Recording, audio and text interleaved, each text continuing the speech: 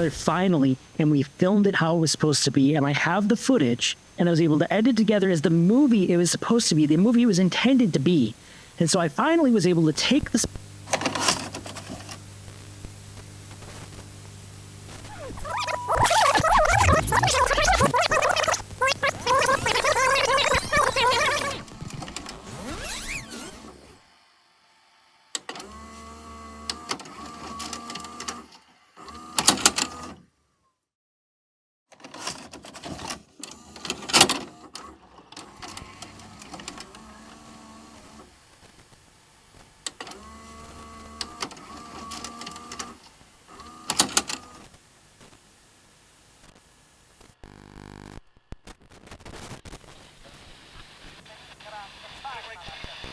I'm Linnea, and I like Death by DVD.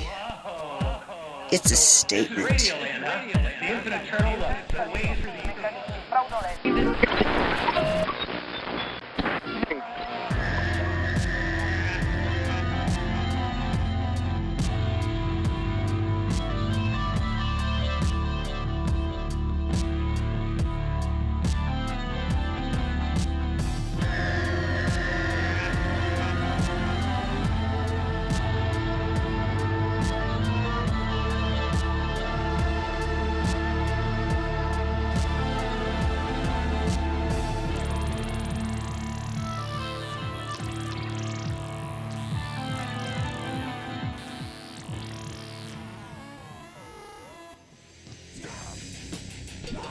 This is Death by DVD, and you are listening to Harry Scott Sullivan. And on this episode, I have a very special guest returning to Death by DVD. It's one of my favorite filmmakers, one of my favorite artists. Jeremy Berkowitz, writer, director, actor, is here. We are going to talk, once again, everything Jeremy Berkowitz and Sydney, 1 year later. Jeremy, thank you so much for joining me once again in the graveyard at Death by DVD. I'm so happy to have you back. Glad to be here. Thanks for having me. So it's been a wild year. 1 year ago, you released your feature film, your debut film, Sydney. And that is what I'd like to discuss on this episode. Everything Jeremy Berkowitz, everything Sydney.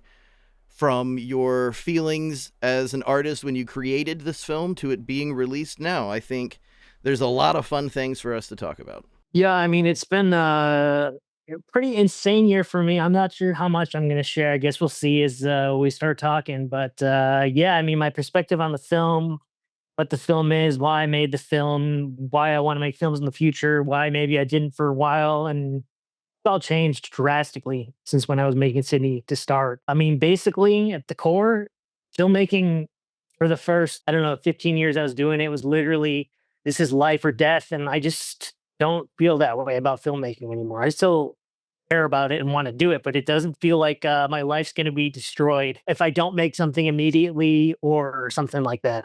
Why do you think you have readjusted your feelings? That I'm very similar. I feel that you and I are deeply akin with our passion and our love for cinema and it being kind of life. It's the force to wake you up, the force that makes you want to create. So that's really interesting to me. Well, literally, it's coincidentally today last year, I made some, I'm a pretty open person, I'm fine talking about it. I made some med changes last year due to some diagnoses things. And I tried to come off medications for the first time in a long time, which did not work.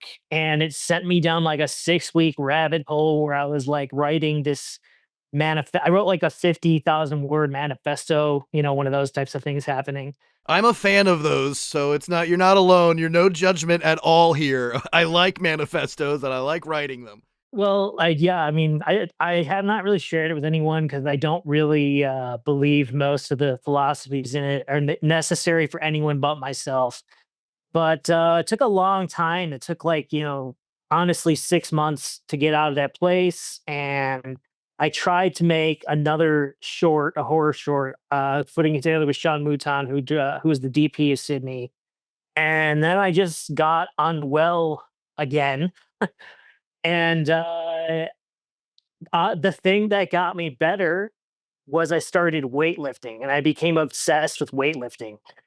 because I was doing things you should not be doing if you're going to weightlift, which is you shouldn't push yourself every single time so you can't stand up and you can't take your shirt off, especially if you're a beginner.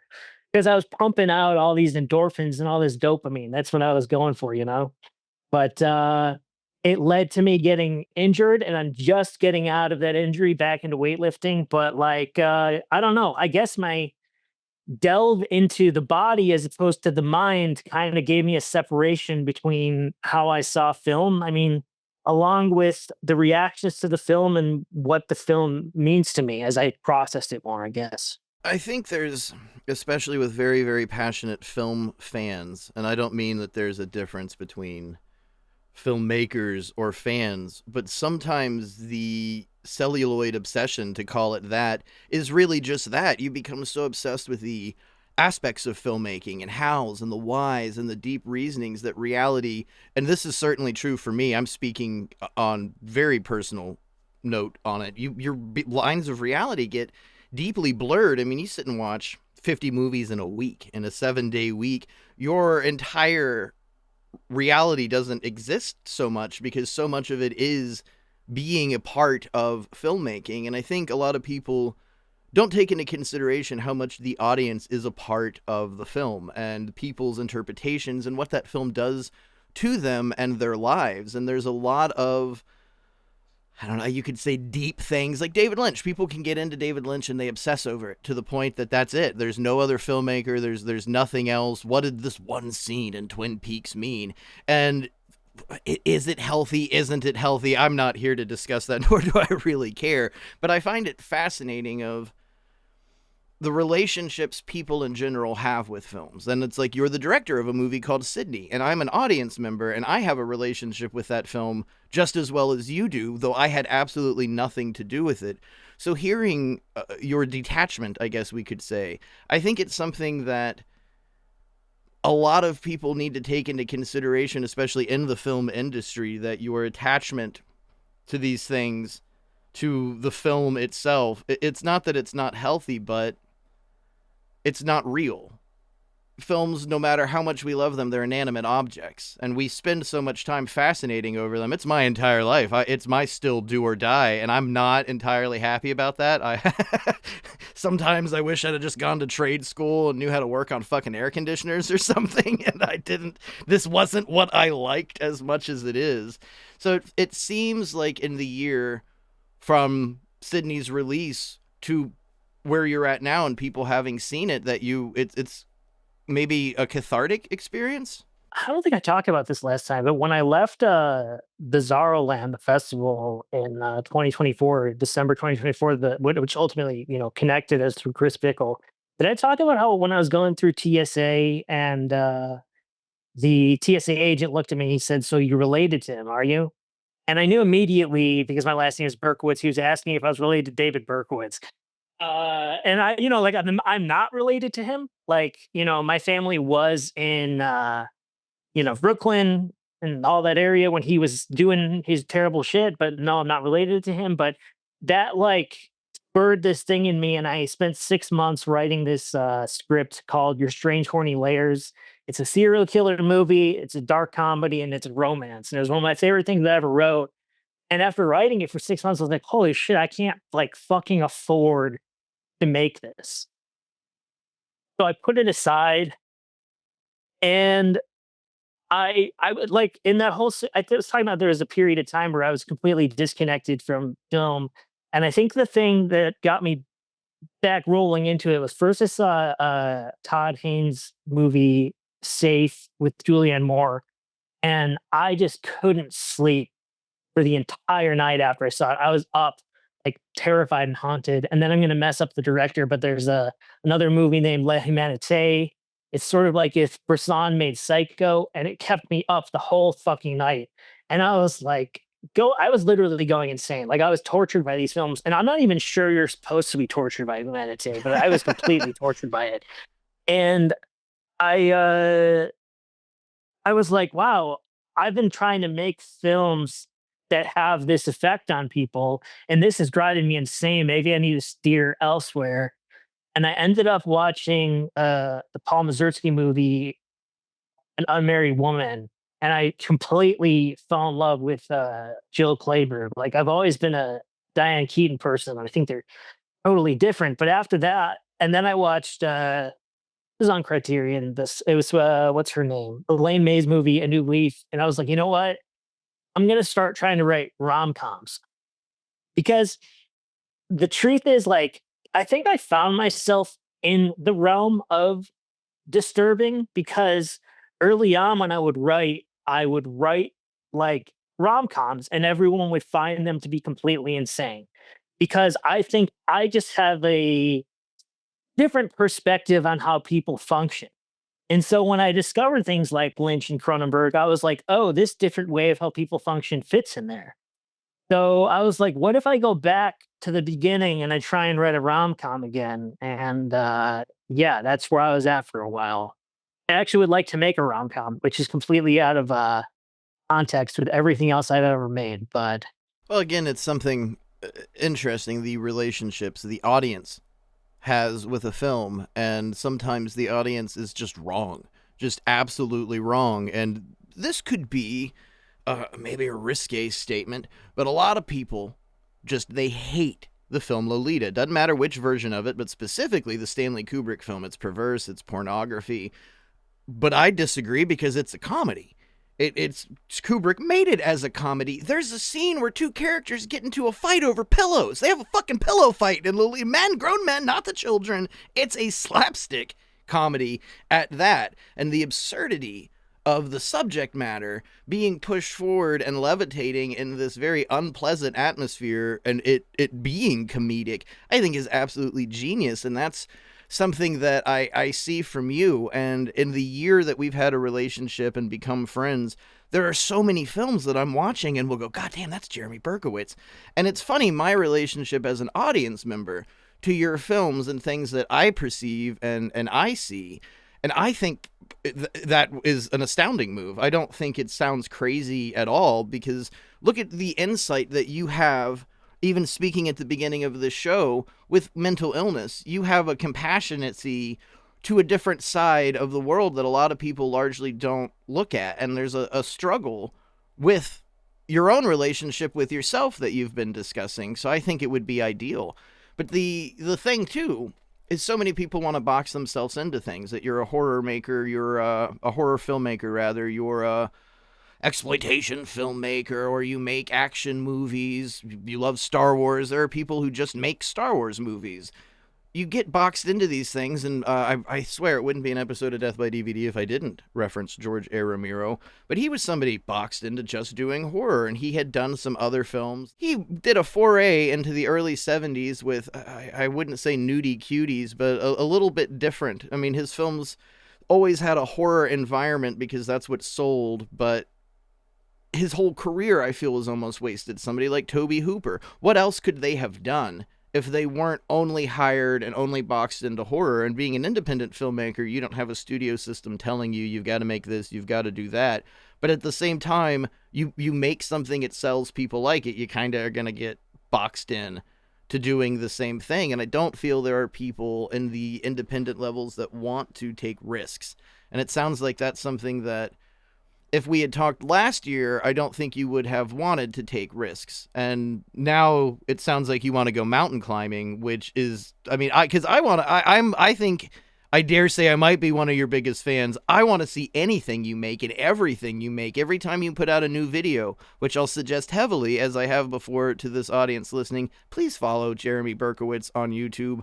Please like, please comment, share. These are videos better than anything I could ever make and ever do. They're genius. They're brilliant. I get excited just for that. So the thought of you writing something, creating something new, that entices me. Do you feel that you have any hope for a complete change, or do you still want to just make films? I mean, yeah, I mean, a large portion of this year, I was kind of like, maybe I'm never going to make anything again, if I'm going to be honest. But yeah, I mean, talking about Sydney and talking about mental health, there's basically, I think, two things that I can see about Sydney that I didn't really see before. I talked about one of them, but the first one is mental health and autism thing. Like I truly see Sydney now as me trying to capture and understand what it is like to have a bipolar diagnosis, an autism diagnosis, or not have one yet, and try and figure out how you navigate through the world, what you are between your masks and your personas and the way you try to connect with people or fail to connect with people. I mean, one of the most interesting things that I've read is that sometimes people who are on the autism spectrum are hard to pinpoint if they're high functioning because their special interest is people and people's behaviors itself. So that's one thing. And then another thing, you asked me in our first interview, like if I had any intent on commenting on the podcasting world. And I said at the time that I never watched or listened to any podcasts. And so it started because I'd become a huge Survivor fan. I watched all the Survivor podcasts, but I started looking into podcasts elsewhere. And I was like, wow, the character of Jeremy really reflects like a very toxic sector of the podcast community. And the way that he's trying to control Sydney, this woman, I mean, this whole like I just watched the Louis Theroux doc on the Manosphere, and I was like, holy shit! Like, I wasn't intending to like take a jab at this, but this is close to what is happening in Sydney. It's kind of remarkable too, and it's even better in the sense that it's even unironically that you ended up doing this and you just hit the nail on the head so accurately and so brilliantly. And I've discussed it a bit on this very program too, with my hesitation to even continue with this show because I for one, I'm not competing with somebody like Joe Rogan. We're not even in the same stratosphere, but all the while this show exists while that show exists, and that is more often than not what people consider a podcast. Oh, you do a podcast like the Joe Rogan Experience?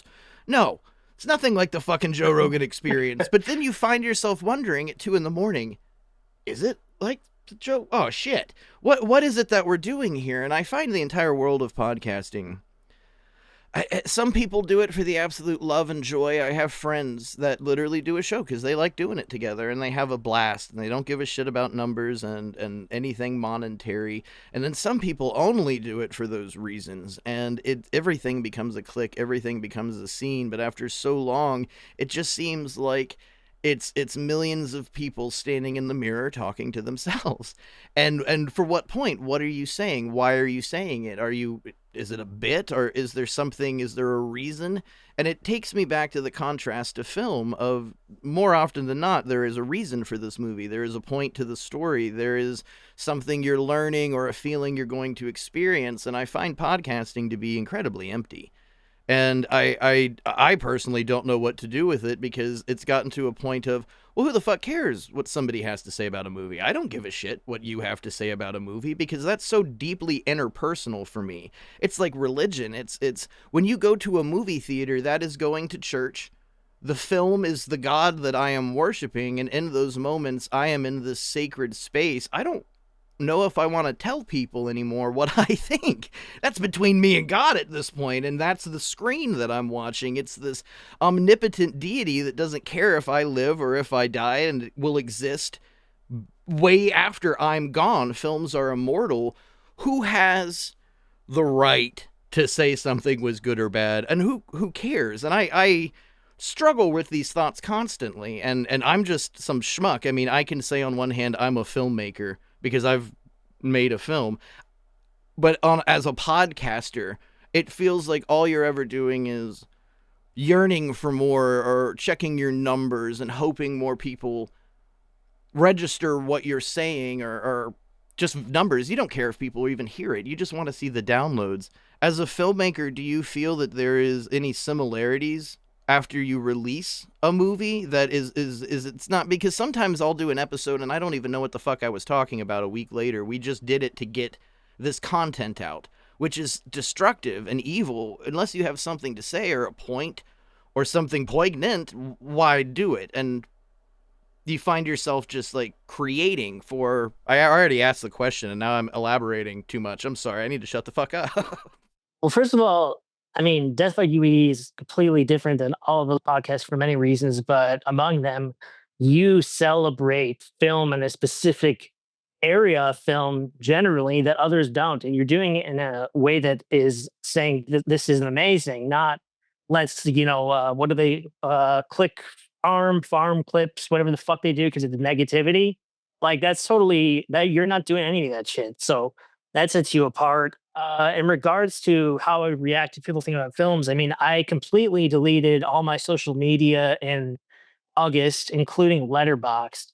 Yeah, I mean, when I first put out the film, I was constantly checking views and I was constantly checking Letterboxd or whatever. I would check if I posted something on Instagram, check if it got any, any of that shit. And then I realized, like, I appreciate when people like what I'm doing, and you like hear it from them in person or on the phone or in a text. But like at this point, I don't know if this is like a bad thing to say, but like I don't really give a fuck if someone doesn't like my film. That may change. Maybe I'll go back to a point where I do care, but like who fucking cares? The whole point is I'm expressing to express myself. And I hope people, find a positive connection to it. But if they don't get the film, they can't see behind what's going on. They can't see the layers. They're blinded by their, I'm just going to say bluntly, idiotic nature. I don't give a fuck. I used to. I may again. I currently don't. Like, this like especially letterbox like letterbox is social media. This isn't 5 million Roger Ebert's writing, and to be honest I don't give a shit about Roger Ebert's writing either. I don't really read critics reviews. That's a troubling thing, and even like I'm supposed to be a critic. All the while, you can always have a different hat, and I don't like to call myself a filmmaker. I don't like to call myself an artist. I'm just a dude, and I do things. But you get to this, I don't know, for me personally, to a point where I just don't give a shit. Why do I care what Roger Ebert has to say? Because he watched a lot of movies? Well, guess what? I have too, and I don't want to. It's so much of it seems more about ego and the displacement, perhaps, of ego, of having this necessity to just talk or to say something, whether it's positive or negative. And there's one aspect of people just want to be negative. And I don't want to go out of my way and hurt anyone's feelings if I think something sucks. It just sucks. It doesn't. Sometimes things are shot beautifully well. God, this will get me some hate. Oppenheimer. That is a Monday night movie from 1976 on NBC. And it would have been the same. They would have blown something up in the desert in the 70s to make the same movie. It's nowhere. Cillian Murphy's great. Love him to death. Sweet guy. Great actor. All right.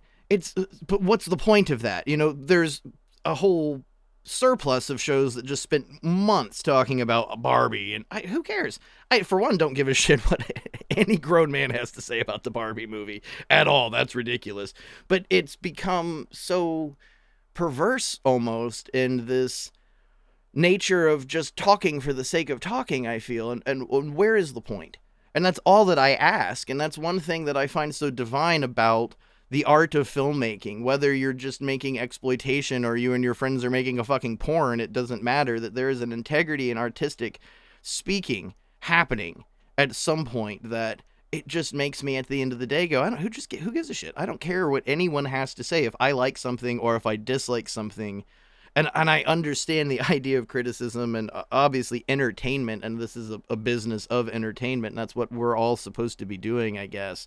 But as you've just said, I am very akin to you in the feelings. I don't care. I don't care if I've entertained anymore, and it seems very much like a pure feeling. And as a filmmaker, it makes me wonder if this is going to be perhaps like a freeing, releasing moment for you, that you can actually make what you've wanted to make without having any restraints. I said something like this to you a couple months ago, I think. Like I can't control how someone perceives me or my work, but what I can control is whether I choose to let their narrative be a part of my narrative. And I'm getting better and better and not allowing other people's narrative to define the trajectory that I'm going on. Because like narrative story is made up, right? Like we tell stories, we have narrative, we start and stop because it gives us some sense that there is time to live. But in reality, we're constantly in the middle. We were in the middle before we were born, and we're in the middle after. And so right now, I'm trying to just roll in the middle, and it's not always easy to do, but that's what I'm trying to do. Do you think in the middle there are stories, that there is growth? I mean, it sounds on one hand that you don't want to be a filmmaker, but on the other that you do, and that it's something that you might be wrestling with. I think the thing I'm wrestling with is that I accept that, when I'm 18 and I'm acting like fucking Marty Supreme and I think I'm gonna fucking rule the world and all that, that doesn't really live in me anymore. So I kind of look at like, well, what do I have access to make? What don't I have access to make? And so I was having trouble writing for a very long time because I mean, if you look at my work, it generally is just an expression. And if people get it, again, that's good. But like, I generally don't make things with an audience in mind. I just don't. And so for a while now, I've been trying to do that.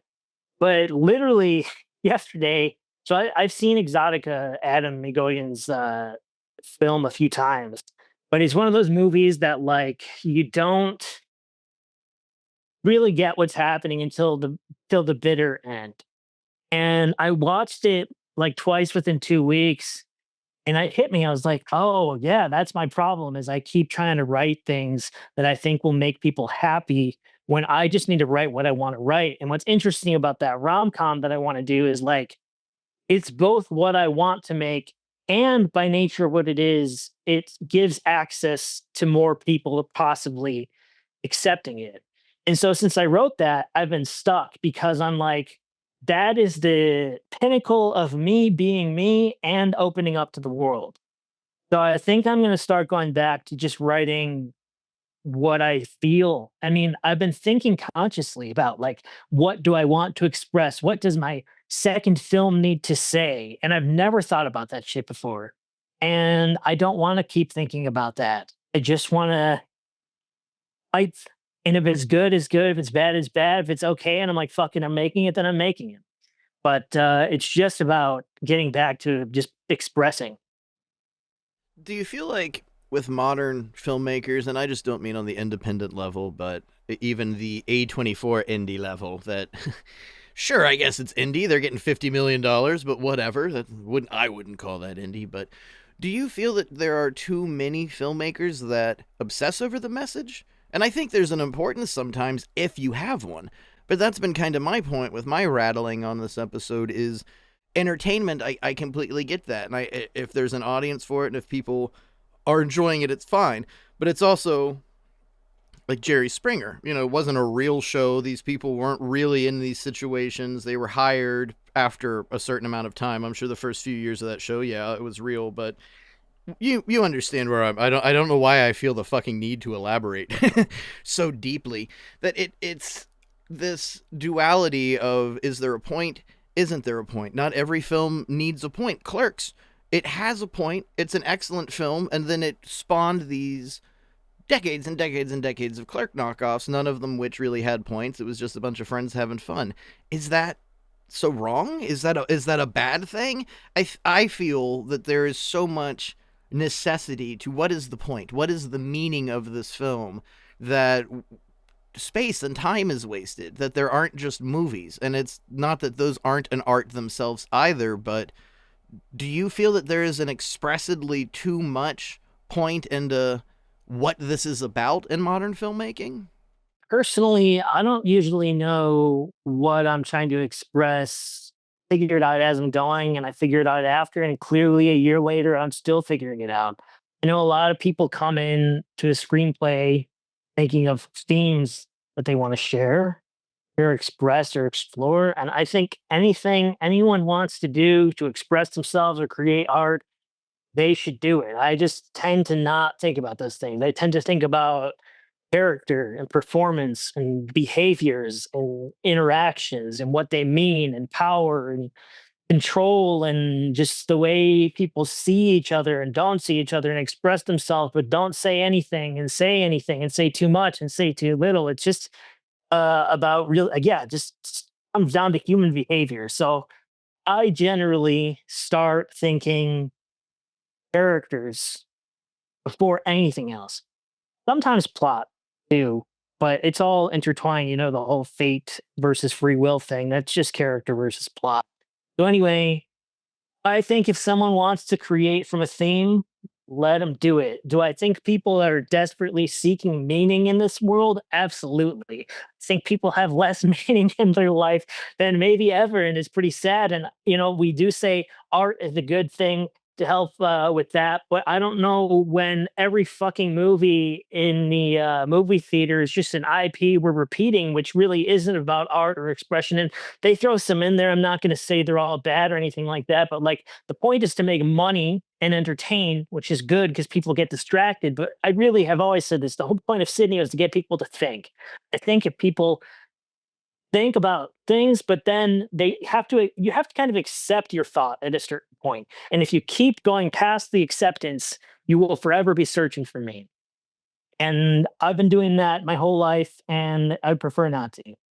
Do you think this thought, this feeling was uncovered in the last year, or was it something that was almost subconsciously written into Sydney, that you were awaiting this release even then? I feel that I have rapidly become a very different person in the last year, and releasing Sydney was part of that.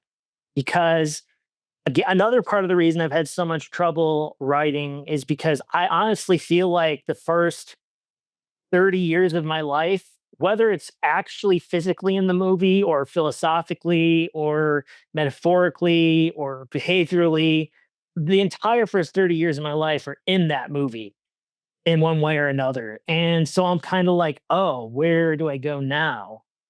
Which I mentioned I got into Survivor. I mean, that's kind of why I got into Survivor. I mean, even though it's edited, it's definitely not scripted. And it's like a perfect way to just observe human behavior and manipulation.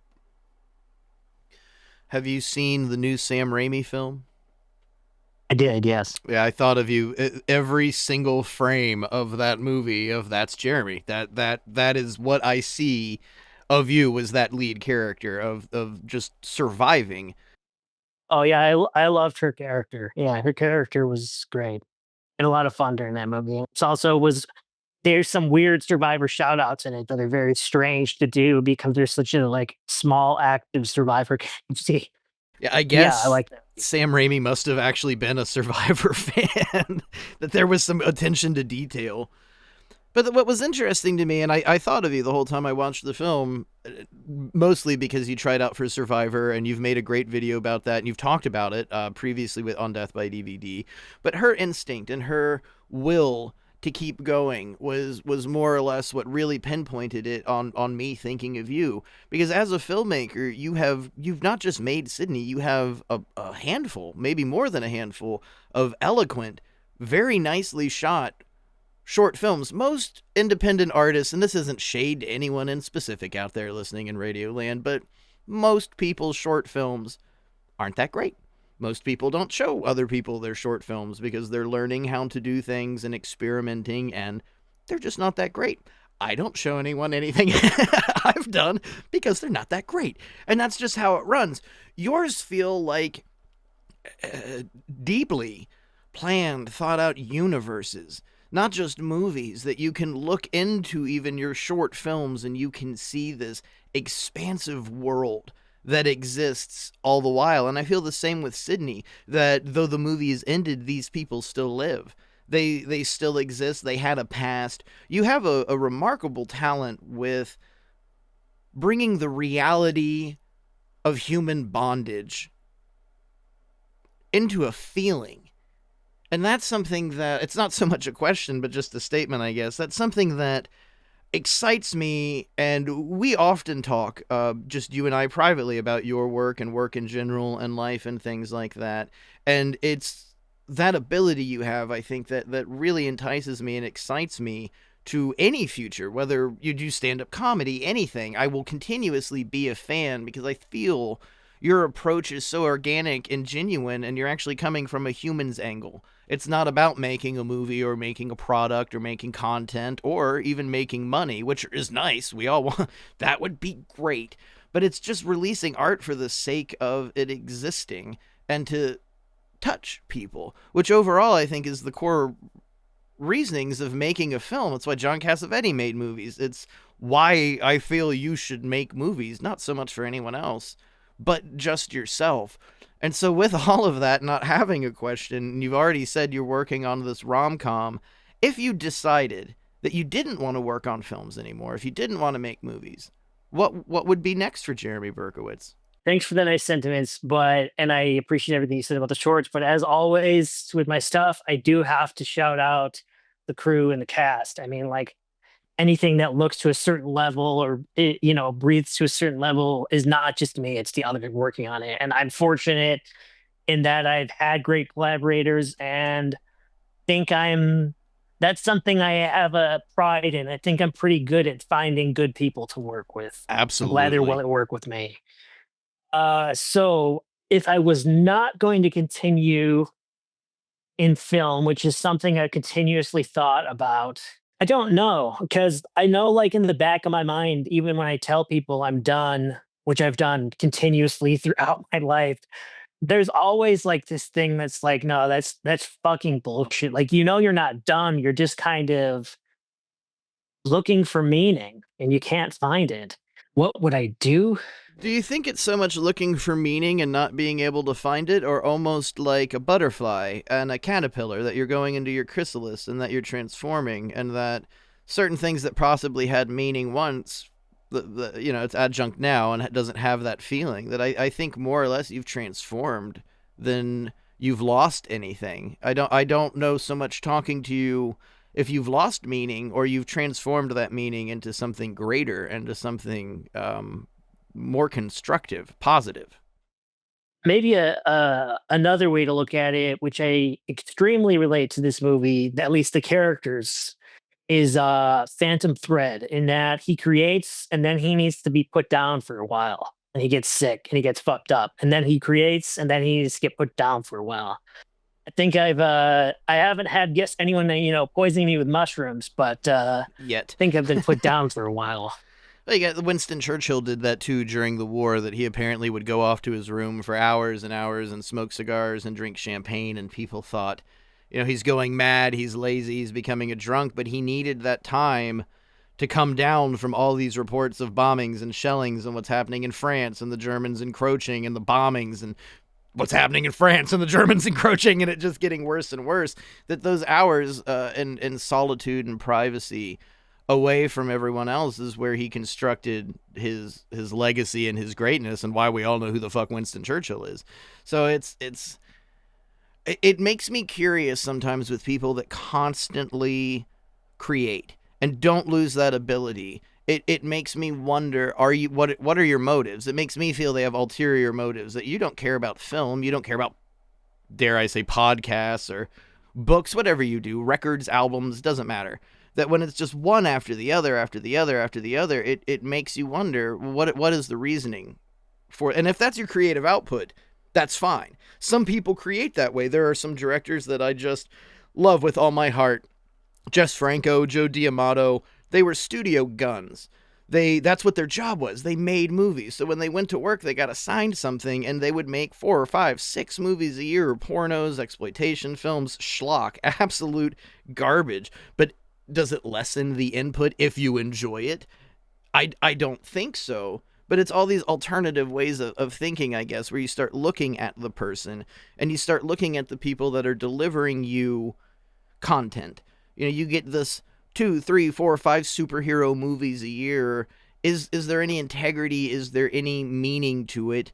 And not everything needs to be like an Alexander Dumas fucking novel. Not everything has to have great value and point, but it does really make me wonder when there's just so much, so fast, so soon. It's filth at that point. I would consider that pornography more than pornography, because you're just watering down art. I think a big part of this ties into what you're asking. A big part of the thing that I'm dealing with in this past year that I feel I have a very solid handle on is when you're 18, you get diagnosed as bipolar. That's what they treat you as. And then you turn 30 and someone's like, also, you're high functioning on the autism spectrum. It's a lot to digest. And when I look at those things, I think part of the reason I desperately create so much is because a set is it's my controlled world that everyone agrees to follow the rules of, and I like to let them input their own rules too, but it's like a very controlled environment where I have a say. I came up with the people, I came up with the world, and I have control for seemingly the first time. But as I processed all these things, I've also realized I don't need control in the same way I used to think I did. I don't I can create little worlds, in a time I see people or in a restaurant. Like anytime I can create little worlds. It doesn't need to be uh just on a set. And also like I don't need to create little worlds. Like when we did our first podcast, I am not kidding. I probably every single thing I said to you was pre-rehearsed in my mind word for word. And I probably had 5 hours I could have given you. We're coming into this, and I genuinely, I mean, I wanted to bring up Survivor because I love Survivor, but it had nothing to fucking do with anything. Like, I had no plan on like anything I was gonna fucking tell you because like I'm way more relaxed with who I am at this point. And so when you're more relaxed with who you are, but you've been relentlessly creative because you need control, but now you don't need control, I feel like it's just going to be a little longer before I make something because if I do, it's not for the same reason, which is going to end up being a totally different movie, whether it's because of the genre, rom com, or because it's just the way I feel about life and see people and see myself. That's one thing that's very interesting about this episode is what you just said is the same approach that I took. We've been talking for a while about doing different projects, different things, not everything relating to podcasts. And just kind of in a whirlwind, we said, hey, let's do this episode. And I stayed up all night. I tried to sleep, and I just wrote notes all night. I'd get out of bed every few minutes, and I'd write this down. I'm going to ask Jeremy this. This is a good one. And this morning, I woke up, and it just seemed like Animal from the Muppets wrote the notes, and they were just the most incompetent. And awful questions. Why do you like what you like? I felt going natural, and us just You can ask me that if you want. well, I think I did before, but I mean, what really enticed me too is we became friends a year ago. You released your movie a year ago, and now we come back. Are we different people? Are we the same people? And I think we've uncovered a lot of with the contrasts of my feelings and your statements. Yeah, and in a year, how much does everyone change? And that's kind of going back to the idea of too much content, people creating for the wrong sakes. And it's like I started Death by DVD's YouTube a year or two ago just thinking, okay, I'm going to post a fun video here and there. And within 24 hours of learning about the algorithm and how all these things works, it becomes insanity. And you find yourself just trying and burning yourself out trying to create anything. Is this funny? Is somebody going to like this? What's this for? Just garbage. You end up not composing any of your own great thoughts because of the culture. And I feel it's between podcasting and independent films that it's just, well, so-and-so released a movie, so I got to make a movie. And that's where we get so much of, I don't know, just bad. I don't want to say bad movies, but just bad spirit, bad energy, bad writing, that everything is so quick now. We have to have nonstop content. And with your work, I feel it's delicate in that time has been taken with it, and there aren't a lot of people on this independent level. And what I mean by that for the audience is movies under $100,000, movies under $1 million. It's a very different level of independent film where I think a lot of people are just caught up in looking at what their neighbors have or what's on somebody else's plate and then feeling jealousy. And so much of the culture and so much of what we're watching now are just movies made for the sake of, I got to do it. I got to make a movie. I'm a filmmaker. If I don't make a movie, then I'm not fulfilling my life. And you've touched upon that, of how those feelings aren't the same anymore, that you feel that you can live and have this like equal attachment to the art and what you do. And I think there's something, it's like a Videodrome, how you become part of the new Flash and the metamorphosis through that film, that you've become more of a filmmaker and taking a step back and be willing to let things go and know, okay, I might not do this immediately, but I'm going to do it. I think it's a struggle. And I don't mean this in any negativity toward independent filmmakers. I just feel there's so much schlock. And it's not even like the 80s where you'd at least get Police Academy knockoffs or 17 Jason movie slashers.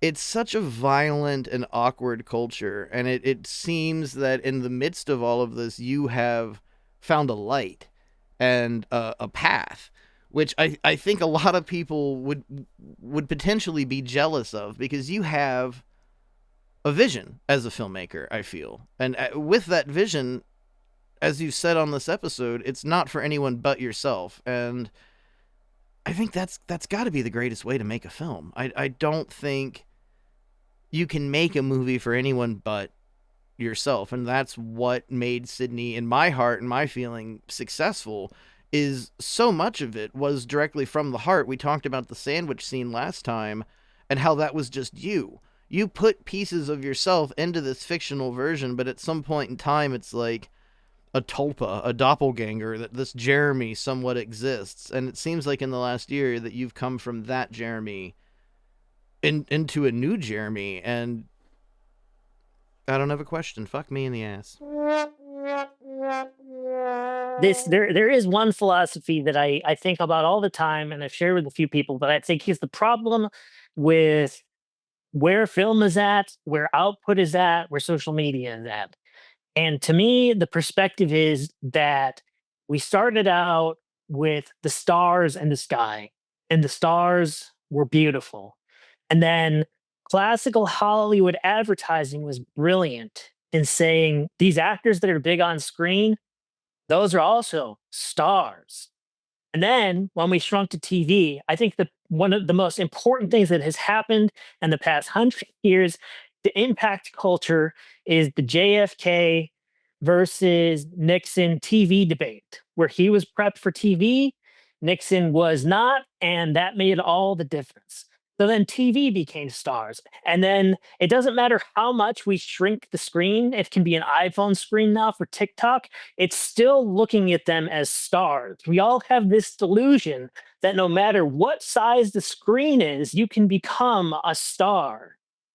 But nobody is a star. The stars are way up there. It's all a marketing scheme that happened hundreds of years ago, and we're continuing it. And so all these people are putting out all this output and making all these TikToks because they want to be a star. That's And the what Andy theory is that you Warhol can be a said. star on any screen. Oh, okay. Well, I did not know that. Now I sound like an idiot. No, Warhol said everybody's going to have their 5 minutes of fame. In the future, everybody's going to have five. And that's what we're living through is the Hawk Tuah girl, God bless her soul. She went from making a nasty sex joke to a crypto fucking scam? What the fuck? What happens from point A to point Z in this modern era is so ridiculous, but we force it upon people. It's so bizarre. I've moved in the last few years. I live in a smaller town than I already lived in a small town, and I still see kids on the street doing TikToks, and they have fucking ring lights. Their parents have to carry around their ring lights and their Anchor phone charger batteries and all this stuff. We live in this obscenity almost, where everyone is so convinced they're going to get those 5 minutes. And it was something probably said in absolute sarcasm by Andy Warhol, knowing him, or he, knowing Andy Warhol, somebody else said it first, and then he Xeroxed it and said it again.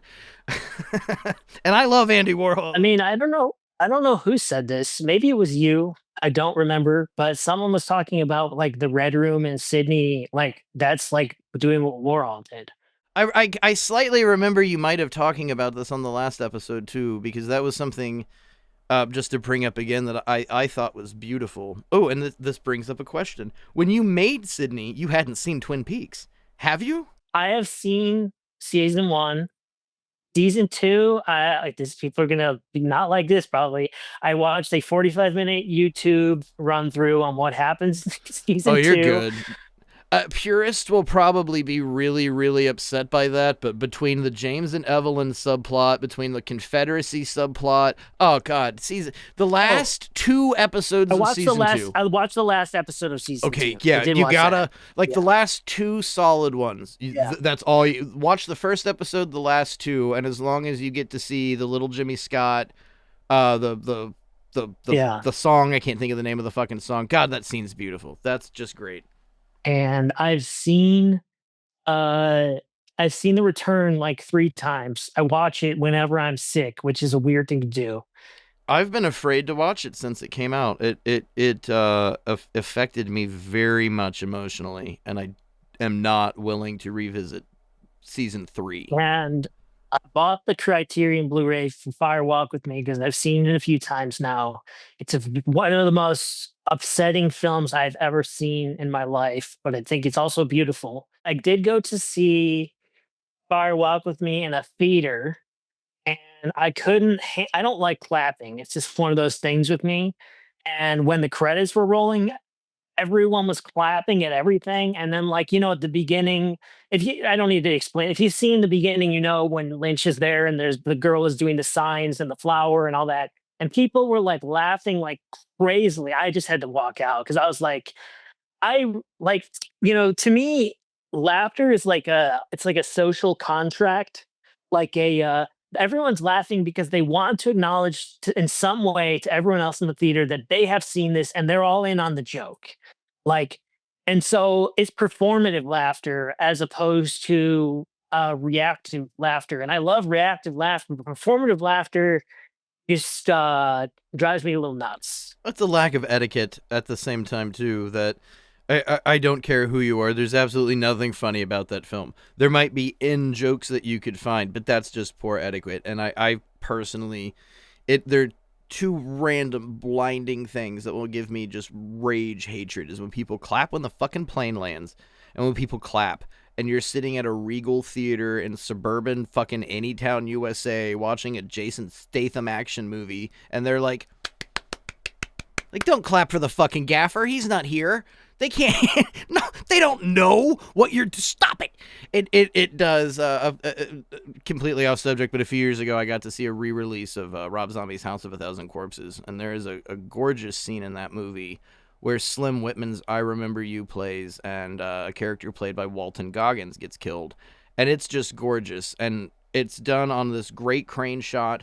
You're looking down on an execution, and the full song, it's like a 2-minute song plays. It cuts to absolute silence. It's stunning until the gunshot. Every time I've seen it in theaters, what the fuck, man? Why'd it get quiet? What? Don't come to the movies. If that's gonna bother you, stop going to movies. Watch it at home in your fucking garage. I don't know, but laughing at anything in Firewalks with Me is those people are going to hell. They're going to hell. There's not one amusing thing about that film.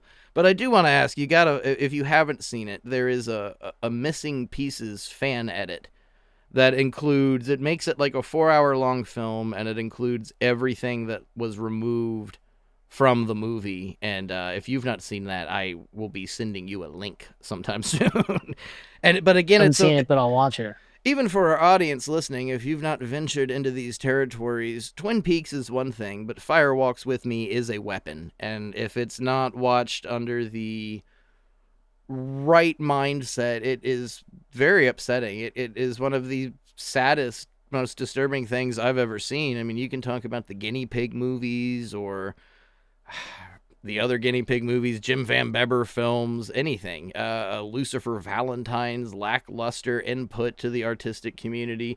All of these righteously offensive films, I don't think compete at all with what happens in Firewalk with Me and just the brutality of it. My whole point of it, bringing this goddamn thing up, the problem is I shouldn't be the host of this show. We should totally have a guy that knows what he's doing and is slightly competent, and me that goes off on tangents. But I had brought it up that And it's just in the nature of seeing people's feelings and reviews, and you and I discussing things. Your film, Sydney, has what a lot of people use this term Lynchian. We know from the last episode I don't care for terms like that, but it wasn't like you were ripping from it. It wasn't like you were pulling from it. And I find it so interesting. You hadn't even seen Twin Peaks, but you did this Red Room scene. And now, having seen Twin Peaks, do you feel that that scene was good? Do you feel it actually captured the moment? I think because I knew we were gonna talk, I had a dream about this the other night, and I'm not sure this is a accurate response, but this is what I realized in the dream was that, the Red Room is like an evil, horrible place to be in. And the fact that that's where Jeremy forces this character to inhabit is really fucked up on him. I mean, I didn't know what I was doing, but That was my interest in it. Of now that you've seen Twin Peaks, what is your interpretation of what the Red Room is? what a like Jeremy's like Bob at that point almost. It's like fucked. It's like I did not think I didn't know, I didn't know, but it's like It's funny you say Bob, because I took him as an evolution of the arm. That I felt that he was kind of like the gum guy in season 3. I don't know I mean, he's the arm, but I saw him as as an entity itself. But it is interesting because you take the concept of Twin Peaks and the Garbanzonia and pain and suffering, but I don't. After a year and rewatching Sydney, at first I thought Jeremy was quite a villain, and I was so impressed with how it's a simple villain and you can hate him so easily. But a year later, I just don't agree with that thought. I don't think he's a villain. I don't think he's a bad guy at all. And I think the interpretation that I had previously was looking at myself and seeing myself as a guy that runs a podcast. I think that's why some people get mad at the film and won't admit it.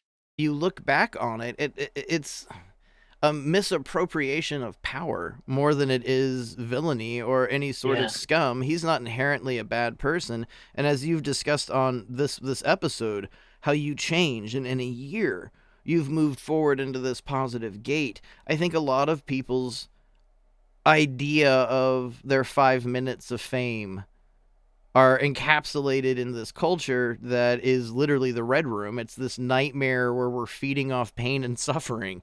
No one has anything positive to say. It's never a show that says, you know what, I love women in Star Wars, that gets 10 million views. It's the absolute opposite. These black women are ruining Star Wars. What the fuck? People of color are in my TV shows. Those what's this fucking song from Megadeth? Peace sells, but who's buying? I mean, that's kind of the industry in itself. And you having not seen beforehand, I just think your concept of the Red Room was so apt and was so amazing. Coming back a year later and you having seen and witnessed these things, it's translating feeling over story, and I think that's just beautiful. It's what Herzog does. I've never. I'm supposed to be some brilliant. I've seen a million movie guys. I've never watched Herzog's documentary, and this year I've been running through them, man. Criterion. We love Criterion here at Death by DVD. Me and Jeremy especially. And I've been astonished by his documentaries, how so much of it is feeling over any narrative. Most of his documentaries have no narration of what you're seeing. You're just watching either atrocities or some of the most beautiful things that you can feel and comprehend. And that's what is gorgeous about the Red Room scenes. I'm just stumbling about the place with it, but there's an innocence, I think, to your approach. And I think that's what works so wonderfully. One thing I really would like to say about the Red Room is autism spectrum is very wide. Not everything applies to everyone. But one thing that's common among some people is that they have trouble properly communicating ideas and emotions. So, what they'll do is they'll use television shows or movies to communicate an idea. And I understand now that when Jeremy is using Seinfeld and when he's using Lynch, he's trying to convey something that he does not know how to convey. And in turn, I didn't know how to convey either. And that's why further, like, that's when I realized like how deep this goes with me understanding my relationship to autism and how it reflected upon the film, like why I was using these things. I often will communicate through movie dialogue and movie ideas. And I may be wrong with this, but Sydney, conceptually, when it started before it was a film, you were aiming to make a Seinfeld-based podcast. So even that point, you were kind of communicating with these characters. the original genesis of the original genesis of Sydney was I had made a book of short stories called My Dog Put Cyanide in My Cereal. I recorded all of them as audiobook, and the podcast is down now, but the book is still up. And a year later, I recorded a new podcast episode because I was going to continue My Dog Put Cyanide in My Cereal was my thought. And I played it for my dad. And first, he gave me a horrified look about the episode. And then he was like, why don't you do something else? And the first thing that popped in my head was, yeah, I'll make a podcast that's Seinfeld fan fiction. And I was going to have me voice Jerry, and Kevin, who's in the movie, voice George, which all ends up tying in the movie in its own strange ways. And then about a week after thinking about that, respect to anyone who does it. It's you have to love Seinfeld to be able to do Seinfeld fan fiction. But I thought to myself, I think other people can do Seinfeld fan fiction like better than me. I should do something original. So I wrote these 300 pages of podcasts of Jeremy, Kevin, and Sydney. And I was going to make a podcast until Alexander Kang, my friend from Shanghai, who helped develop the story of Sydney, he heard was a different version at the time, but it was called Sydney Lost Highway. And he's like, dude, this is a movie. You're a filmmaker, make the movie. And then we just put the whole, and then that's when I immediately said, I don't want to waste these 300 pages. What if I just make a movie about a podcast recording? And it works perfectly because you don't have to worry about locations. It's all one certain place. And that's a fantasy of mine. I've always wanted to make a one-room location movie, so I feel I latched onto Sydney immediately because it's like, wow, that's something I want to make. And you get into the subject matter of the film itself. I find it bizarre that it being available on YouTube, it didn't kick off more. And of course, that's algorithm and sharing and hashtags and support. But one thing we've neglected to bring up discussing this is a year later, Sydney's actually widely available now. It's not just on YouTube, it's on Amazon, it's on Tubi. And at this point in this film's life, I'm so excited to see development and see more people that stumble upon it and their thoughts, because there are just so many sequences, as you were just discussing with Kevin and his portrayal of the George character and the original idea. It relates back to Sydney, and there is a scene where George is brought up with this character, and it's just one of the coldest, meanest things that is said. It's so heartbreaking, but it's beautiful, and it's such a poignant, wonderful thing. And knowing that this backstory came from just this, well, fanfic idea, it to me is a statement that, I've been saying throughout this show, people are just making too much shit that sucks for no reason. But I still want you out there listening to this, keep making stuff. Realize that you could have written something that you completely passed off as unusable, that rewrite it, change the names. It's fine. It's an art, and creation itself is, I guess, my gripe on this modern world is just the content is what it is. It's not films. It's not people that make too many movies. It's content creation. And when that's your driving force, when you call it that, I immediately am going to tune out. I remember years ago, people used to be berated and made fun of if they were shooting the phone in vertical, and now no one will watch your video if you shoot it the fucking right way. It has to be, and it's even an industry called verticals that come out on TikTok and Instagram.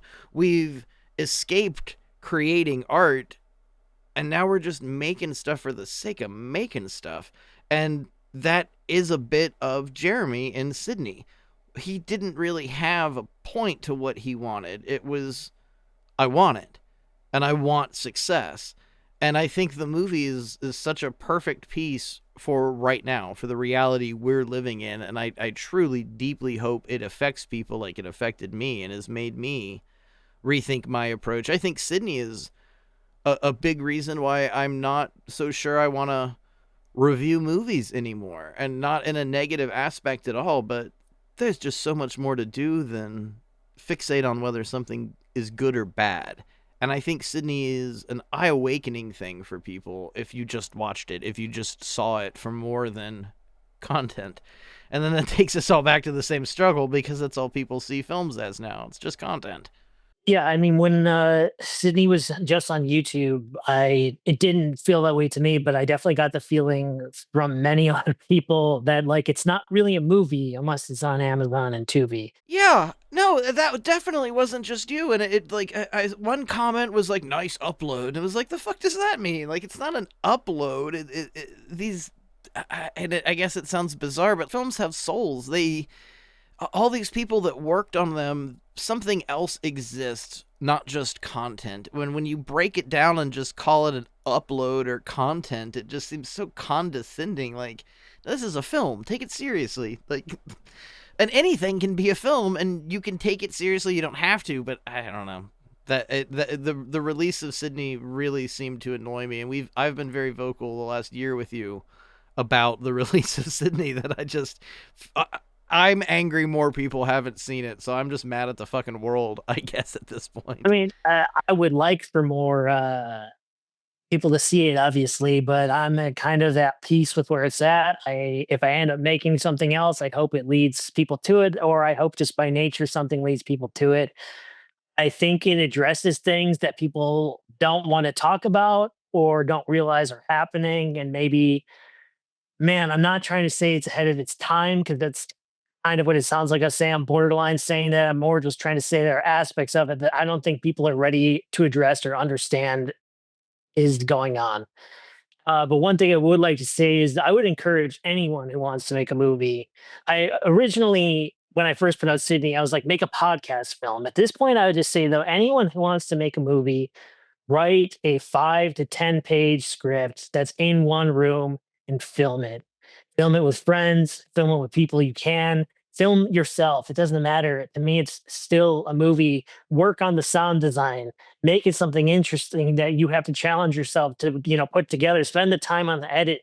Like it doesn't matter if it gets into a festival or not, if it's your first film or not. Like it's just a way of getting your idea out there, your expression out there. And it's not with one room, it's not that difficult to figure out. I mean, depends how if you want to, get 50 lights in the room, then sure, it's going to be more difficult, but you don't need to do that.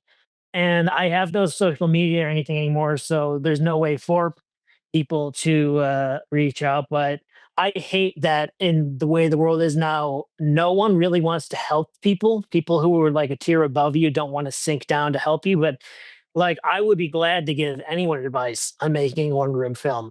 Like, I would respond to an email and give my thoughts. I have no problem doing that. I would be glad to do that.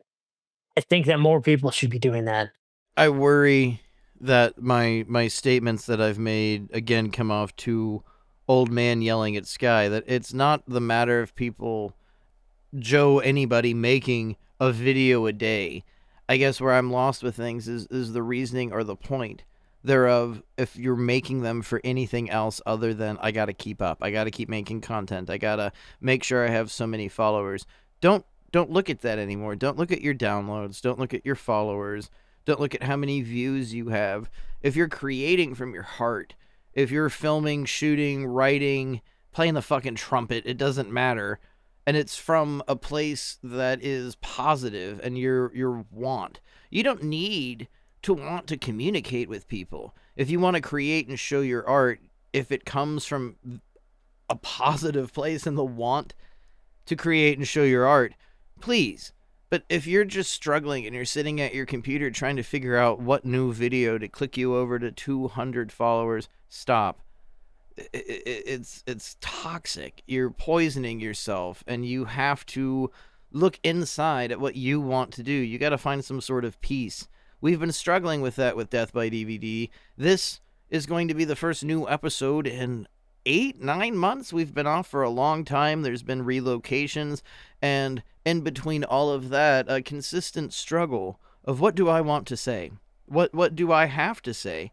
And I feel I would much rather be making films, and I don't know how to do them. What do? I go to Jeremy Berkowitz and I ask him for help, just like you can. You can reach out, but it's a very toxic world at the same time. You don't need to worry about what other people are doing or how successful your friend's movie might have been. You just work, and work from your heart, and work with excitement and happiness for yourself. Don't do it for anybody else. There's no reason to make a movie for any other reason than you believe in yourself. And that's the first step. You got to find some sort of belief. And you've discussed a brilliant transformation from last year where you didn't so much feel like you believed in yourself, I feel, as much as you do now. Actually, I would say I had okay, yeah, at that point in Sydney, I did not believe in myself at all. But I joked about this earlier, but yes, I'd say from the ages of 16 to 22, I was definitely running around like Marty Supreme. Like I was the shit, stupidly, arrogantly. Then I definitely lost it. And by the time I was making Sydney, the way I saw it was my back was completely against the wall. And so I don't see that as you're stuck. I see that as fuck it, move in any direction forward. And I'm glad that direction forward was Sydney, as opposed to the many other horrible directions I considered. I feel this odd confliction with what even independent cinema is now, and what how do you find movies? How do you, unless you go to film festivals and you see them? So many films like Sydney are just lost, like just completely disappear, and no one can see them. And now that there's a release for this film, it's at least a bit of hope and a saving grace that people are going to be able to see it. But it seems so disheartening to me that the majority of content creators are aiming for TikTok, or aiming for verticals, or aiming for things that get 30 seconds of view and have no substance, as to where films that had integrity with entire casts and crews of 60, 50, 70 people are just lost in the wind.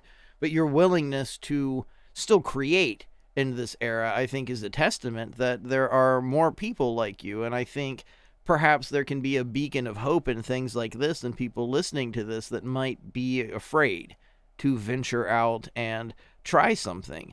And it used to be such a technical world that you needed this camera, you needed to have this and this and that. Take your iPhone out.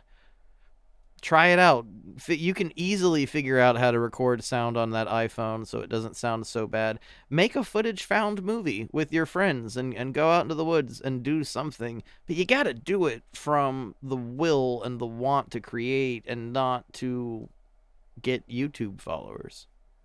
I mean, I'm gonna probably mess up the story a little bit and paraphrase, but the idea will come across. You know, when Coppola made Apocalypse Now, he put his entire life-saving self, family, every fucking thing you could possibly put in, he put in. And then, you know, his wife made the doc, which I'm gonna forget the name of, but the Apocalypse Now doc. And the last clip, Hearts of Darkness. yes, thank you. The last clip, I'm going to paraphrase because he says something a little more rude than what I'm going to say, but he basically says, someday, some girl in Ohio is just going to be sitting there at whatever she's sitting at in a room, and she's going to be able to make Apocalypse Now herself. And that's where we're headed. Did it mean you should stop making it? I don't think so. I still think that there's some form of hope for all of it. I don't think art's going anywhere. I think everything changes constantly. But I mean, all these, I mean, you know, Spielberg and Lucas used to say the blockbuster is gonna, you know, kill everything, and they made the fucking blockbuster. Like, things change, and if you want to keep rolling, you gotta, you know, fight the battle of chaos and harmony and keep on moving.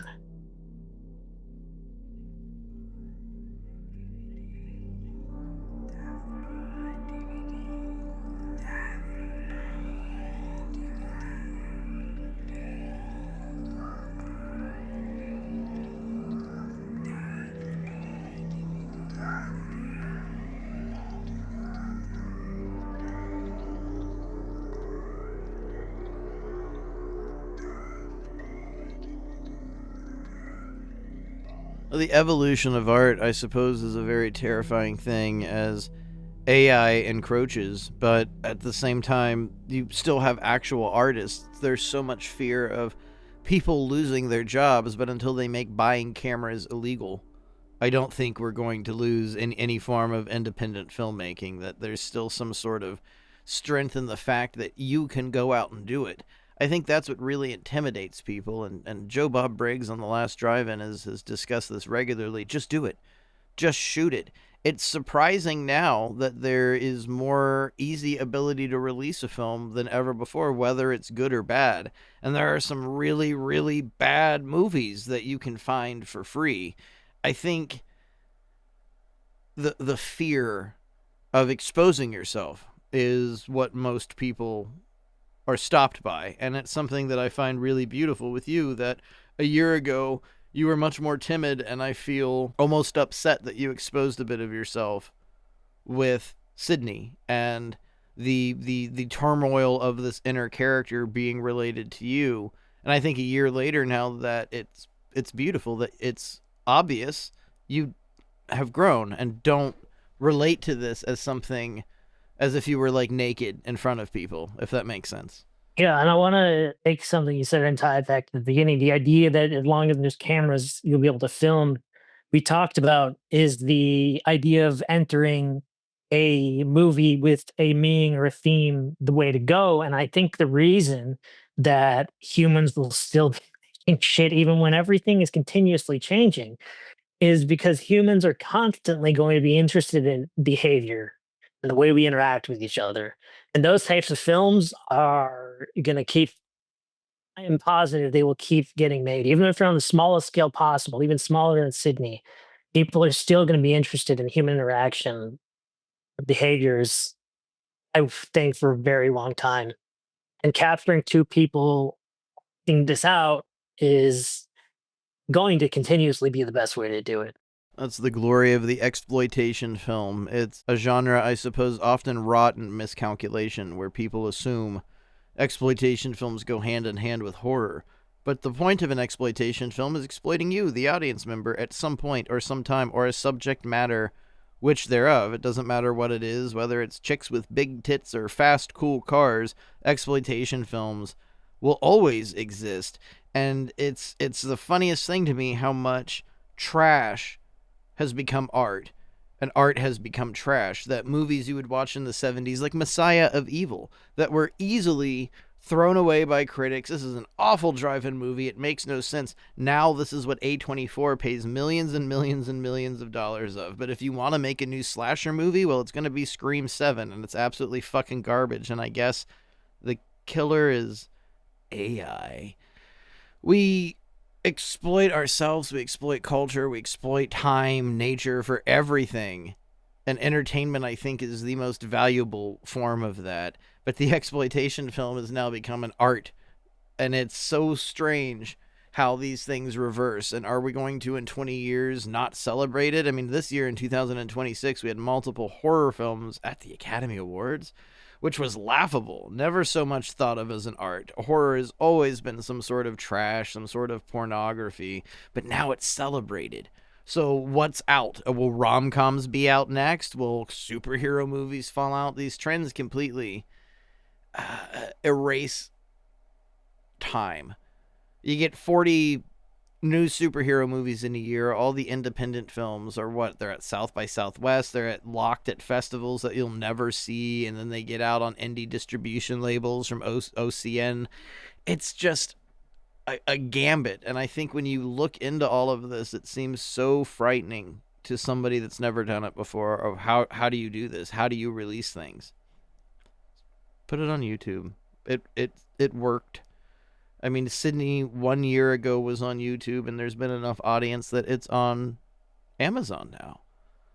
I think the fear of doing it is what holds most people back. Who cares if it's good? Don't let some asshole like me or someone with a podcast make you feel like you can't do something. That's part of the reason I want to make a rom com is I feel like they're just not being made. And when I watch movies like An Unmarried Woman or Bob and Carol and Ted and Alice, rom-coms about adults, not, like virginity movies, I just think like if no one's going to do it and I want to do it, I'm going to do it anyway. Like it's not going to stop me that it's not something that particularly sells or doesn't sell. That's something that's definitely different about me from the past years. I think I was writing horror stuff for a long time because horror is what gets seen, if anything gets seen. And I'd rather just be me.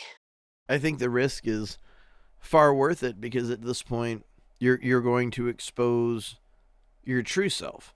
What you truly want to do. You try to bend and shape yourself to fit into a scene or a society, you're never going to relax. You're never going to be able to reach your full potential because you've attempted to fit into a narrative that just truly is not you.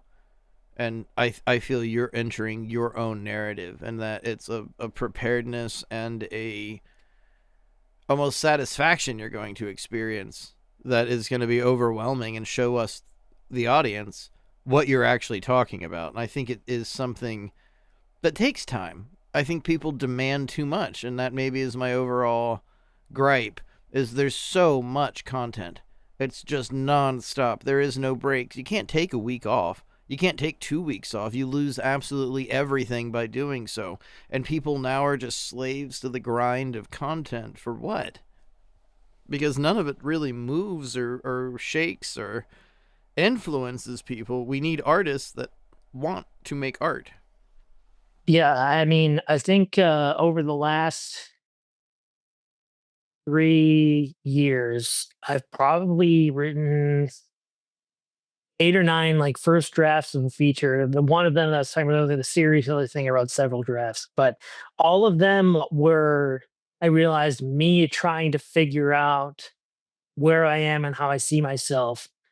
And the reason I seem to not be able to write anything since this rom-com is because it's not about me figuring out who I am or where I fit or where I want to fit. It's about characters that are definitely flawed, but they all, even the bad ones, are seen positively. And even though everyone's flawed and maybe hurting other people around them emotionally, they all know who they are and where they stand. And that like sort of script helps me solidify that I kind of know where I am now, what I am and what I'm trying to do and what I think and how I feel people perceive me. And if they don't, then I don't really care anyway. It was just a piece of confidence, basically, when everything else was a piece of exploration. I feel this kind of brings us full circle now. I asked you earlier what you feel you would be doing if you did not decide to continue with filmmaking. And at some point I went off on some tangent and cut you off, and we never got the final answer for that. So what do you feel you would do if you weren't pursuing filmmaking? If I truly was not pursuing filmmaking,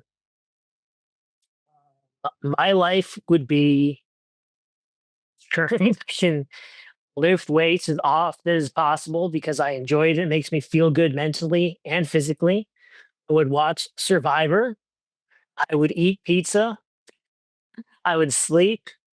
Some point, I might want to try and bring a partner in my life who I feel can, for lack of a better word, vibe with all the things that I am and keep watching movies and then eventually be like, no, I need to make another movie. I'm a filmmaker.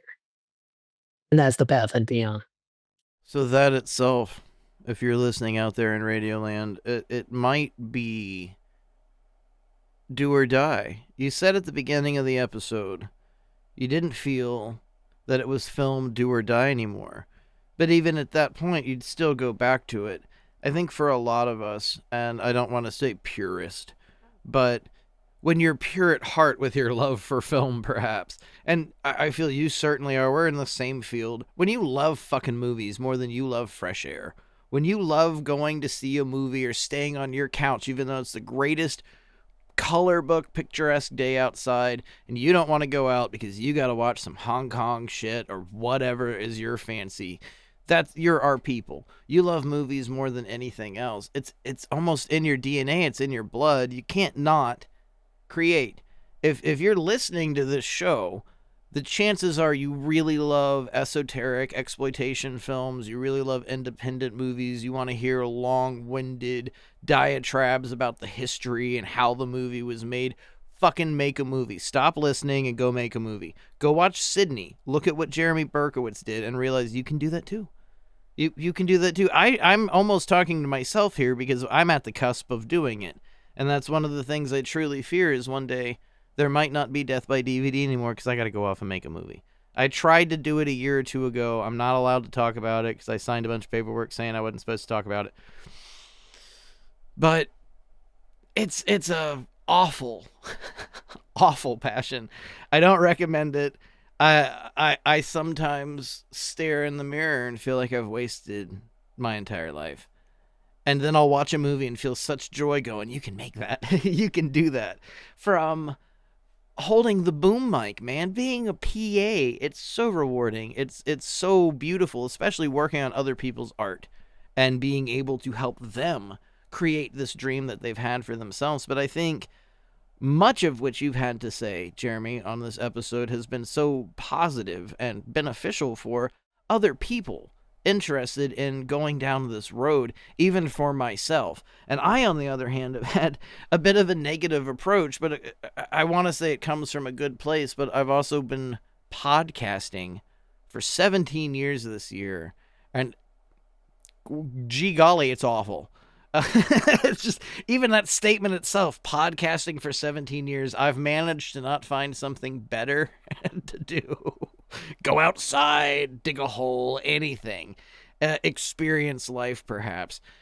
You can make so much more, and I think you get stuck in your own world and your own bubbles, and I think you are a great example of expression and using so much of your own trauma for that expression.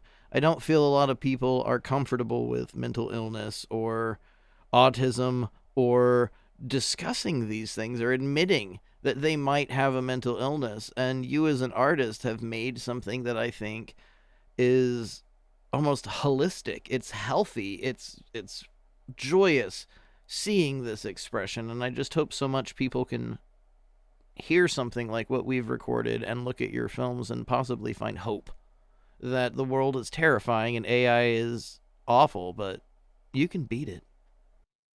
And after you saying that, I feel it's important I say one more truth to the whole thing to round it all out, which, when you ask about what would I be doing if I wasn't making films, I would be lying if there wasn't always an ever-present 1% spark in me that always thinks I can still make one of the best films of all time. I'm not going to lie, that's in me. It used to be all of me, and that was bad. But now that it's just this little tiny thing that floats inside me, I mean, I think it's okay to have that. I think it's okay to believe that, whether it comes true or not. I think it does get me making more things. And that's okay. That's hope. I mean, you have to have a hope for not just a better tomorrow. You can survive just on that. There are shows like The Walking Dead where people just are surviving for the sake of surviving, but you in this real world, you have to have more than just tomorrow. I mean, who knows? Look at, and I hate bringing this dog dick bastard up, because I'm just not a fan, but Quentin Tarantino was just fucking nothing. Absolutely nothing. And then suddenly he was triumphantly and has been something. It's hard to do it again. It's hard to get that magic. It's hard to do what Kevin Smith did with Clerks, but it's not impossible. And there are so many recent horror artists that have moved forward into, like, Ty West. Who would have thought in 2002 that Ty West would have had a trilogy of films showing nationwide in theaters? He did. And they had real actors. They had Mia Goth in them. They had Kevin Bacon in them. They had the guy from Breaking Bad, whose name I don't know, but he played Gus. you can do whatever the fuck you want to, and that hope is the driving force. I mean, you got to be crazy if you think that I work on this show and don't have an inkling of hope that it just might blow up, or Mick Garris will share the episode and 10 million people will listen to it. We all have to survive on that. But I think there gets to a point where it is constrained by burning yourself out in this necessity. I have to come up with something. Don't work on it every day. Don't and I don't mean that in some blasé of like, don't work on your art every day. What I'm saying is, don't beat yourself up every single day of trying to figure out a short form video for YouTube or whatnot. You can create content all you want to, but if you have a dream, follow it and follow that hope and bring it into fruition. Don't sit there trying to get another 200 followers. Just make your fucking movie. Just get it out there. People might see it. They might not. They might tell you that you're the dumbest, jerkiest, stupid person they've ever met in their life, but you gotta do it. I think it's important, everything that you have said, to future filmmakers, especially listening to this show, if all two of them. Please, you gotta believe in yourself, and you give me hope that maybe one day I can believe in myself. So I I think it's been a very positive everything. Yeah, I think the thing that I'll end on is a one of my, if not my only life philosophy tends to be, long as you're not intentionally hurting yourself or others, you should feel no shame in who you are. And you should feel no shame in expressing who you are to others.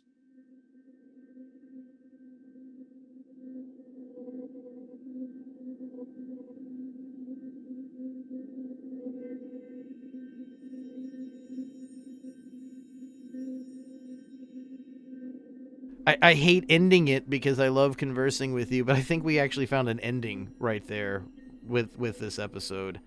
I would like to ask, as our final statement, a year later, you have hope, but not just for yourself. You have hope for filmmaking. You have hope for art existing.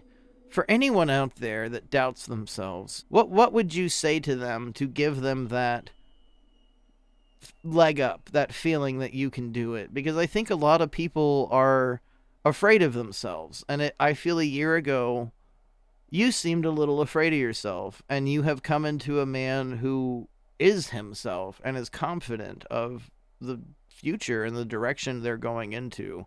How could you word that to somebody struggling? I would say write creatively and nonfiction. I would say read from perspectives that are not your own. For example, this year I read Joan Didion's Play It As It Lays, and it changed my fucking life. I would say go to therapy. I would say try and sleep well. I would say uh, go. I don't know if you can do it in person, but go on Discord and find someone that you can eventually meet up with in person that you connect with, and tell them about who you are, knowing you can trust them, wherever you met them. Find people that you can trust to tell them who you are, and know that they will be okay with it. Because there are plenty of people out there who will be okay with who you are. I know it's difficult to find them. It's difficult for me to find them, but I'm not so worried about sharing any of this publicly. As the difference, maybe. Definitely, though, create something. Dance. I love to dance by myself. I'll put on Lord and I'll just fucking dance. I think it's important then to say, had I not made Sydney, I would not be who I am and feeling how I am now. The process of making the film, pre-production, production, especially the different conflicts that arose, and editing it, rewatching myself. Had I not made this work, whatever anyone thinks of it, I would not be who I am right now, and I am in overall the best place I've been in a very, very long time. And it's because I made a piece of art that I got to see and had it reflect upon and sit with, and it wouldn't have happened otherwise. You believed in yourself. You completely believed and you trusted yourself no matter how scary you thought that might be. And I find it terrifying. I am the last person I would trust. I don't trust myself at all. You've got to get to that place. And I think by doing that and exposing yourself, it sounds dirty, but I mean, it's like walking out in public naked is the equivalent of releasing a film. And you have gotten through that. You're a nudist now, I guess, to say in this euphemism, but you've gotten past so much that I just am so excited. I can't even think of what your romantic comedy would be like, and it's so exciting and daring. I mean, let's use Quentin Tarantino again. You watch this guy's films, you can kind of guess what his next movie's going to be like. I cannot imagine from genre to genre what you could do and your potential. And for all of you listening out there, just pretend that I'm talking to you, because I can't imagine what you would do out there in Radio Land. Show us. Send us your films. I don't know how we can show movies, but one day we'll figure out how to do it here on Death by DVD. But I believe in you. Jeremy Berkowitz believes in you. But you got to believe in yourself. You got to believe in yourself. And then show us your films. Let us see them. Jeremy has already extended a beautiful invitation. You need some help? You can find him. You can email us, and we'll get it to Jeremy Berkowitz, and he'll acknowledge you. And I think something you said earlier is very important, that the levels, you get a little bit higher, you get a little bit lower, nobody wants to work with each other, nobody wants to help each other out, no one wants to give anyone a leg up or a chance. Take advantage of that. Learn the craft. I think... Now talking directly to Jeremy, I think you have made something that changed my life just as well as Sydney changed your life. I don't think if Christopher Bickle had messaged me and let me know about this film, I would feel the way I feel now. And unfortunately for our audience, I guess it's a little scary because I don't know what to do with this show. I don't know what to say anymore. I don't feel a place in my heart that I have a privilege to say whether something's good or bad. Perhaps I might have some intricate feelings about a film and things like that, but I think Sydney was an eye-opening and an awakening experience that made me realize that I too can be a filmmaker.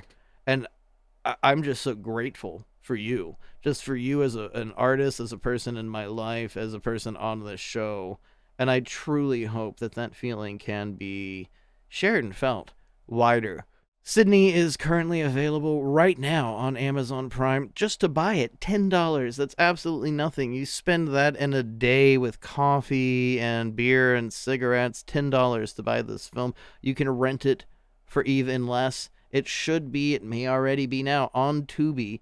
And this is a huge step in a year from this film being released on YouTube to now it's going to pop up and algorithms and all sorts of things. We don't know how the fucking computers work, but this movie is going to be seen by people. And if you're listening to Death by DVD and you haven't seen it yet, shame on you. Please support the art and the work of Jeremy Berkowitz. It's so easy. All you have to do is watch it. All you have to do is share your feelings. All you have to do is care. And that's the exact same steps to making a film. Just share your feelings and care about what you're doing. I think Jeremy is a man that very much cares, and it's important. Your audience, your cast and crew, you need to show love. And in the last year, I think your career has moved from something a bit dark to something completely filled with love.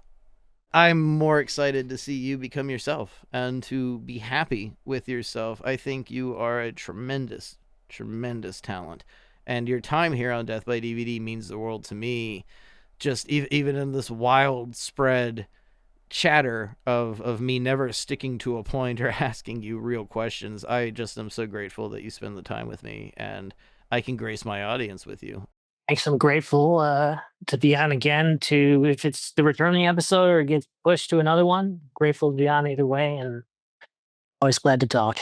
So we know that there is a hope for another Jeremy Berkowitz film. You don't use social media anymore, but is there any way for the people out there to find some of your films and watch them? I mean, my shorts and the few video essays I made are on YouTube. I think the thing is still Jeremy thinks too much. You can actually secretly still find Sydney alive on that channel if you were crafty at YouTube. If not, still it is on Amazon Prime. Plex, awesome. Know what that is, and should be on Tubi. If not this week, in the next couple. And yeah, not on social media, but I mean, yeah, I mean, if someone's actually listening to this and does want feedback on making one short, if you reach out, Death by DVD, I'm fine sending my email and exchanging a few emails about it. Oh, this is certainly the return episode of Death by DVD. Hey, everybody, we're back, and I feel such a tension, and usually I don't want to include things like this on an episode, but I feel such a comfort with you. We discussed this earlier, how neither of us really planned or wrote down what we were going to say, very much as you did the last time. I had practiced, I'd stood in the mirror, I had statements I want to make, and I have thought this was great. This is why I liked doing this show in the first place, that it's an organic, pure conversation that has gone in so many different directions, but I feel that there has been a truth and a beauty captured from both of us intimately that is now on the record, depending on the edit. You guys might not hear all the emotion that we have shared and that we have felt, but I am just so personally thankful to you for being in my life. And again, hey, Mr. Christopher Bickle, if you're out there listening, thank you so much for thinking of me and introducing Jeremy Berkowitz and I together. It has been such a rewarding friendship. I will always have you on this show, even if it's the only thing we fucking do, that we just record episodes together to talk about your work. I will support you until the end of time, and I'm just thankful that you make art. And the audience needs to take that seriously, because I could be thanking you next. You just have to believe in yourself. Rocky Horror Picture Show. Dr. Frankenfurter. Don't dream it. Be it. I just want to throw in anyway, as long as you're talking about, doing Death by DVD. I think this might be a little cliche, maybe it's not, but sometimes there's not a why you do things, and then you figure out the why. I do. Just keep doing, and the why comes. Too rare to live, too crazy to die. Hunter S. Thompson, there doesn't have to be a point. Mana stomps mana. We exist, therefore we are, I suppose. I'd like us to exist as more of a support for the art and love of cinema, and I think that's what we fulfilled completely on this episode, was a celebration of you, which very much I feel you need to be celebrated, and not everybody gets this. I mean, this is Death by DVD. There's thousands of other podcasts, but there's not a lot of celebration of these independent artists that can potentially change your life, and maybe that should change. I don't know. That could be the future of this show. But you, in such a positive way, have changed my life, and I feel you're going to change a lot more. The more you're seen, the more people can experience your work, and I am just so grateful to know you and to have these conversations, and I very much hope all of you out there in Radioland that have been listening have had a great time and have enjoyed, I think, a very intimate episode of Death by DVD. And if there's going to be a full return, this has revitalized me to keep going till I make a fucking movie, which is terrifying. I have a movie available. It's on a Scream box. No, it's not. It's on Bloodstream TV. I'm so sorry. You can watch my documentary on Bloodstream TV. I'm a filmmaker. I just don't like saying it. Jeremy Berkowitz, you are a filmmaker. That's who you are. I'm a guy that needs to be behind a microphone with a cigarette in a nightclub. If you made a film, you're a filmmaker. I guess it's a lifestyle. I guess you gotta live it to believe it, and I don't think I've lived it yet. But you can watch Sydney, and you can watch Jeremy Berkowitz live it. You can watch this reality and there and more. I think we underplay the fact that you star in this film that you wrote and directed, which sometimes can be so awful because directors really think a lot of themselves, and you sold it. You are the selling point, and it is beautiful. All your talents are available for everyone to see and to, I hope, respect. If you're a fucking Death by DVD fan and I find you left a bad review, I'm coming to your goddamn house.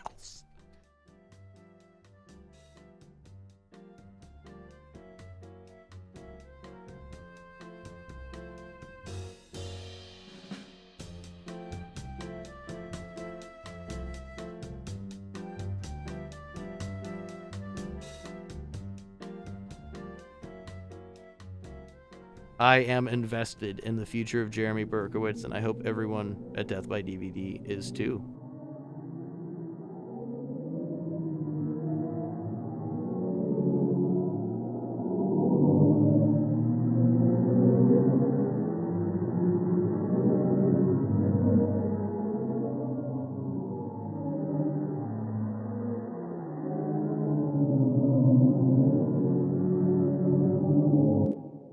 Well, I think that's it. I think the ashtray is full and the bottle is empty. We have reached the end of another episode of Death by DVD. 17 years of this bullshit, and we are coming back with one of our greatest episodes of all time with the artist, filmmaker, director, actor, the great Jeremy Berkowitz. My friend, that's the best way. My friend, Jeremy Berkowitz. I am so thankful.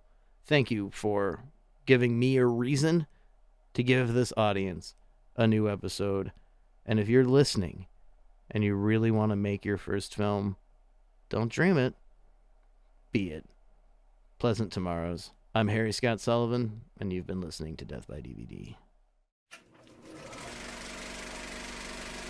Death by DVD is recorded in front of a dead studio audience. Portions of today's programming have been mechanically reproduced.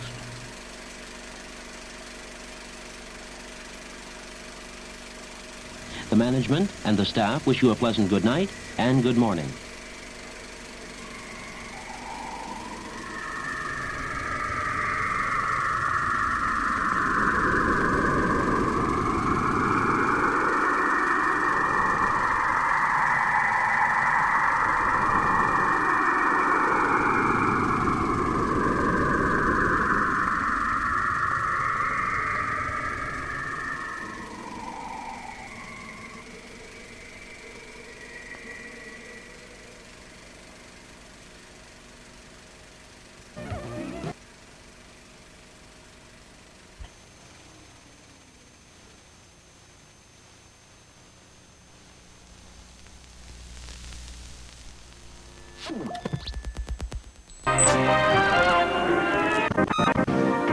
A few years ago, I recorded a podcast with some friends. We had the video and the audio, but I don't know what went wrong. We lost the video. So I just had the audio, and I cut the audio together and I put it on Spotify, but it was driving me nuts. So I got the people back together finally, and we filmed it how it was supposed to be. And I have the footage, and I was able to edit together as the movie it was supposed to be, the movie it was intended to be. And so I finally was able to take the Spotify podcast down, and now I have this movie called Sydney, and you can watch it on Tubi, how it's supposed to be watched.